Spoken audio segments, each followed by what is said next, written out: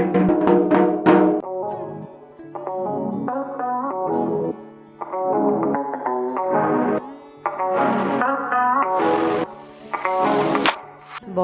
প্রণাম ও ছোটদেরকে ভালোবাসা জানিয়ে শুরু করতে যাচ্ছি আজকের আরেকটি নতুন ব্লগ। নতুন দিন। আজকের দিনটি ছিল অমাবস্যা। অ্যাকচুয়ালি অমাবস্যা গতকাল রাতেই লেগেছে, তো যেহেতু রাত্রিতে অমাবস্যা বাইরে কোথাও আর যাওয়া হয়নি।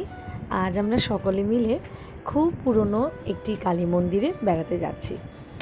কোথায় যাচ্ছি, কিভাবে যাচ্ছি তোমরা দেখতেই পাচ্ছ। ট্রেনে করে আমরা রওনা হয়েছি সকালবেলা।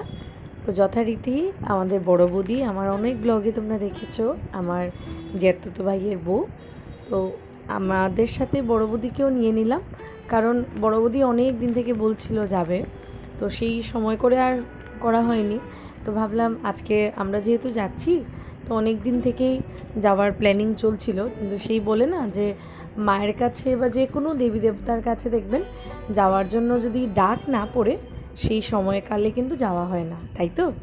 তাই আজ ট্রেনে করে আমরা তারপর নেমে পড়লাম বদরপুর স্টেশনে, আর আমরা এখন যাচ্ছি জংলা কালীবাড়ি।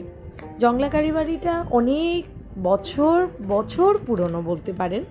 আমি সেখানে গিয়ে জানতে পেরেছি, প্রথমে মানে থাকে না, কাঁচা বাড়ি, কাঁচা মাটির মধ্যে মাকে স্থাপিত করা হয়েছে।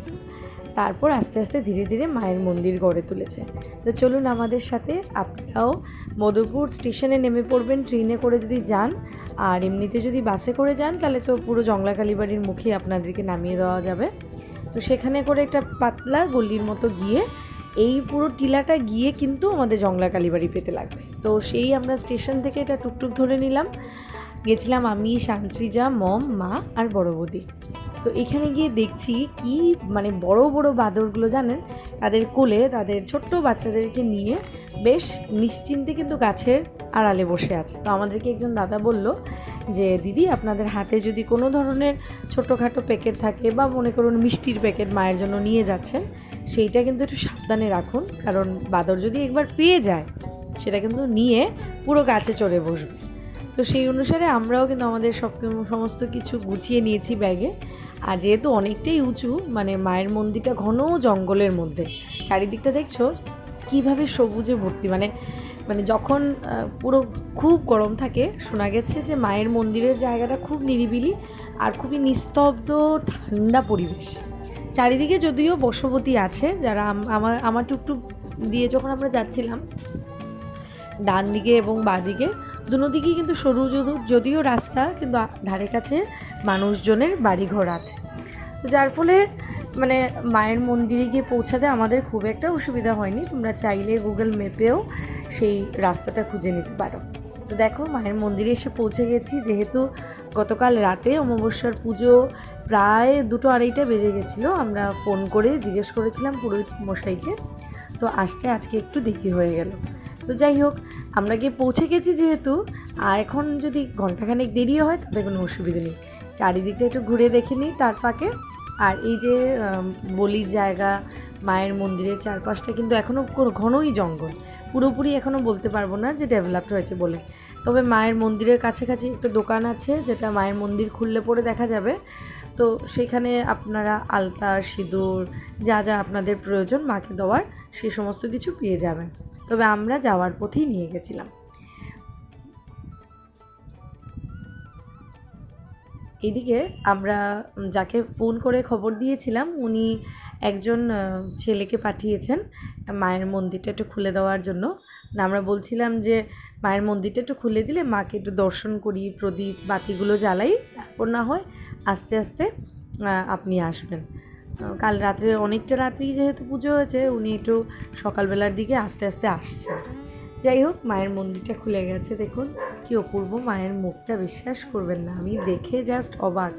অনেক সময় আছে দেখবেন আমরা অনেক দূর দূরান্তের মন্দির বা যে কোনো জায়গায় গিয়ে থাকি, কিন্তু বাড়ির কাছে এত সুন্দর জায়গাটা কিন্তু ঘুরে দেখা হয়নি। যাই হোক, আমি, মা, ছোটো বোন শান্তিজাকে আর বড় বৌদিকে নিয়ে যেতে পেরে আমার খুব ভালো লেগেছে জানেন। ট্রেনে করে গেছি, একটুকু জার্নি বুঝতে পারিনি। মায়ের সম্বন্ধে, মায়ের চমৎকার সম্বন্ধে অনেক কিছু তোমাদেরকে বলার আছে, তবে তার আগে মায়ের কাছে একটু প্রণাম জানাই। মাকে একটু আরতি নিবেদন করি, আর তোমরা আমাদের সাথে জয় মা কালী বলো।